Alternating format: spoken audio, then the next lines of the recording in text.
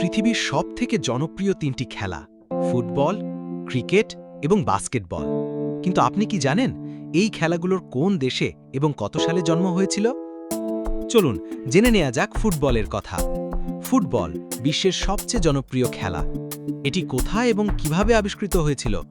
ফুটবলের উৎপত্তি ইংল্যান্ডে, যদিও এর প্রাথমিক রূপ বিভিন্ন সভ্যতায় দেখা যায়।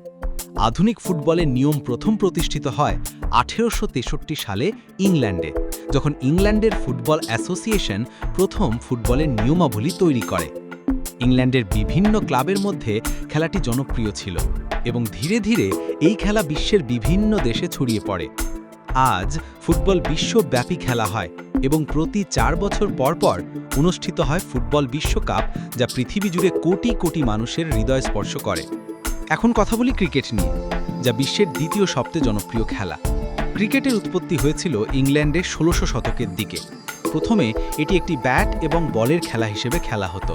ইংল্যান্ডে এটি খুব দ্রুত জনপ্রিয় হয়ে ওঠে। ক্রিকেটের প্রথম নিয়মাবলী তৈরি করা হয় 1744 সালে এবং প্রথম আন্তর্জাতিক ক্রিকেট ম্যাচ খেলতে শুরু করা হয় 1877 সালে, যখন অস্ট্রেলিয়া ও ইংল্যান্ডের মধ্যে প্রথম টেস্ট ম্যাচ অনুষ্ঠিত হয়েছিল। আজ ক্রিকেট একটি বিশ্বব্যাপী জনপ্রিয় খেলা, বিশেষত ভারত, পাকিস্তান, অস্ট্রেলিয়া, দক্ষিণ আফ্রিকা, ইংল্যান্ড সহ বিভিন্ন দেশে। বাস্কেটবল এটি ছিল 1891 সালে মার্কিন যুক্তরাষ্ট্রে আবিষ্কৃত, যখন ডক্টর জেমস নেইস্মিথ নামক এক শারীরিক শিক্ষা শিক্ষক এটি তৈরি করেন। নেইস্মিথ মস্তিষ্কের বিকাশের জন্য একটি নতুন খেলা আবিষ্কারের জন্য খুঁজছিলেন।